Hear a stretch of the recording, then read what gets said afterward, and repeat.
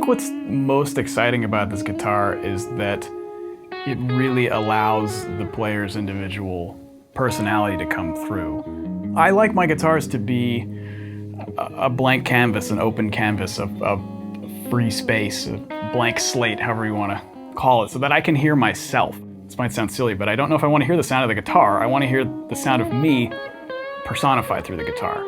And so if you pick up one of these, it's going to sound like you. So that's all you want, right?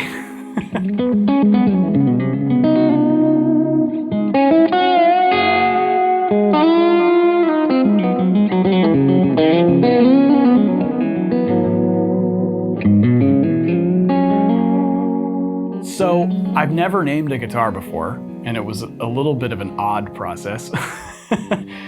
So I had my daughter do it. She's 3.5, and I showed her the guitar. I showed her this red one, and I said, "What do you think?" And she goes, "Looks like a flower. Let's call it Flower." And I was like, "Flower? Okay, I can work with this." So I have a little bit of Italian heritage in my family, so we thought flower in Italian is Fiore, which just sounds great. And then the more I thought about it, I was like, well, the idea of a flower is something that blooms, it grows, it develops, it expands, it contracts, it does all these things that as a guitar player, as a musical person on your own path, you do. And so I thought, okay, this actually kind of is starting to make sense here. Plus the notes on the guitar really just bloom, they blossom, you know, so it kind of all came together.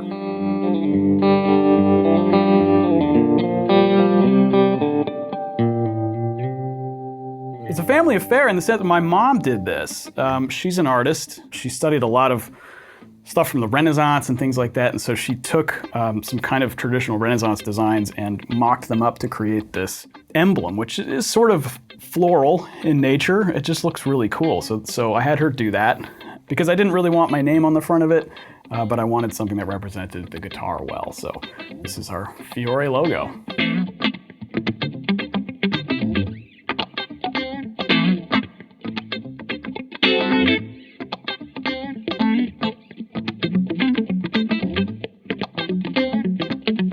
Single hum has been my thing since I was a teenager, and we were designing a humbucker and single coils, which is two very different sounds. And they needed to not only sound amazing by themselves, but they needed to work together in tandem. I didn't want it to sound like two types of guitars sort of sandwiched. I wanted it to sound like one. The bass response we were able to nail pretty quick, but as far as the treble and the mid-range, that was where most of the tweaking occurred, because I think I have naturally bright hands. And so having a guitar that is able to kind of tame that but still allow it to speak dynamically is important, and it's also kind of tricky to do with pickups, but we were able to get there. And so I'm actually finding that there's more sounds in here than I knew there were going to be.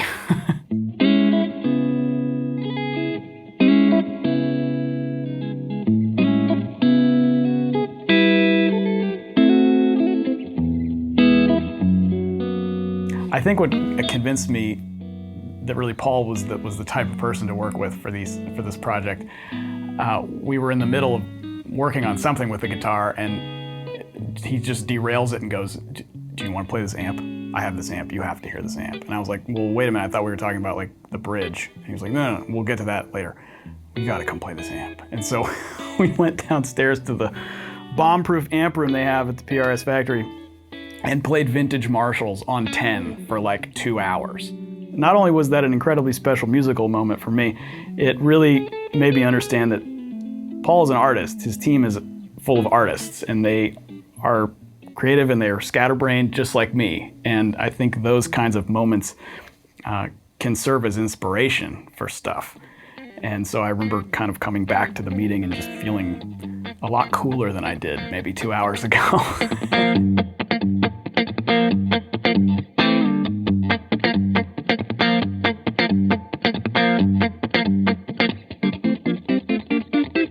The body style for this was brand new. It was something we sketched up, and it has essence of California style guitar, but a lot of essence of the traditional PRS vibe.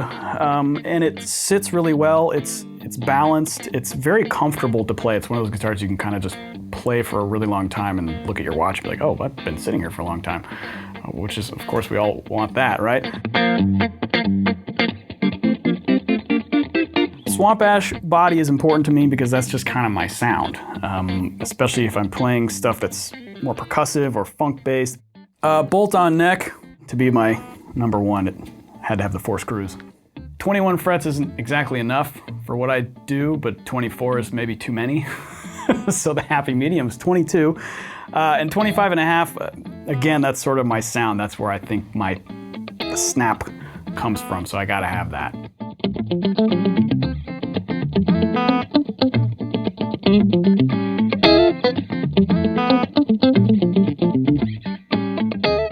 PRS normally does solid birds on maple necks, but we went with the outline because it just appears more open to me, which I think is important because it sort of relates to how the guitar sounds too. I've always been used to 2-post tremolos, and so that was one of the things I was not going to concede on, I guess.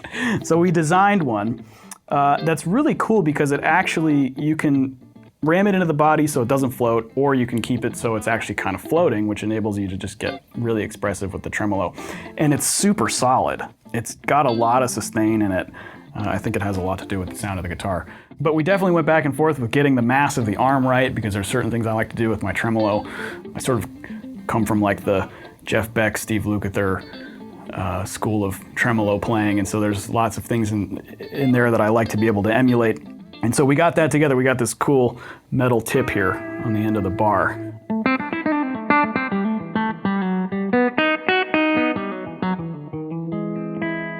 The idea of having a signature guitar is something I had dreamed of since I was a teenager.